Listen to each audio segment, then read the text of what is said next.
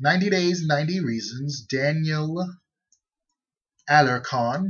Reason number 70 is one that is definitely close to my heart, as I hope to practice law one day and argue a case before the Supreme Court, which I'm pretty sure is not such a big deal, but in my mind, of course, the thrill is much better than the reality, as the danger is often worse than, or the fear is often worse than the danger itself. But I'll get to it. Reason number 70 is years of progress will be undone if Mitt Romney appoints our next Supreme Court justices. Enthusiasm in American politics is a rare commodity, an emotion mostly reserved for very partisan or the very uninformed. I felt it once or twice in passing. I don't miss it. This year, I will vote for Obama. It will be a heartfelt, serious, and considered vote. If not enthusiastic, it is at least committed. Because this is true. Obama has a lot to take credit for.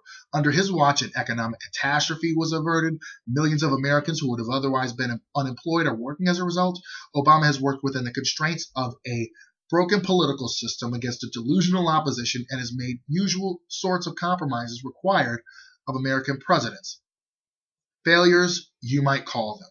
He has not closed Guantanamo. He's deported hundreds of thousands of illegal immigrants, breaking up countless families. He has pursued a militaristic policy of drone strikes on sovereign nations. He has all but abandoned the issue of climate change. I'm not blind to the impact of these policies. It's not the clean record I would have liked him to have at this point, but it's a record of a centrist American president, less than the ideal, but far better than most. Campaigning on hope in the midst of an economic collapse is a lot more inspiring than trying to navigate out of that same crisis.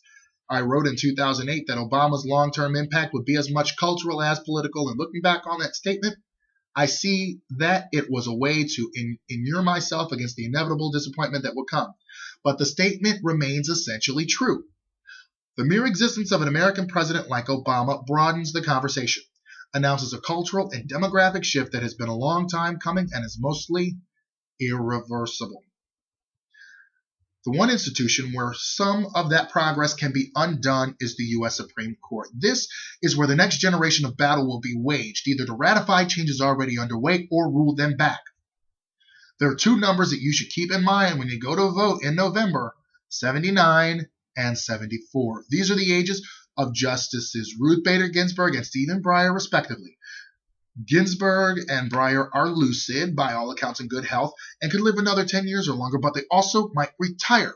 And I shudder to think what would become of an already right-leaning court if one of these two liberal justices were to be replaced under a Romney-Ryan presidency. For starters, a further dismantling of affirmative action and erosion of reproductive freedoms, more restrictive and punitive immigration laws, legal justifications for torture, an increase in executive power, and legalized discrimination against gays and lesbians. If this is not on your agenda, then you should go to the polls, set everything aside, and vote for Obama. Daniel Alarcon, San Francisco, California, 90 Days, 90 Reasons, number 70.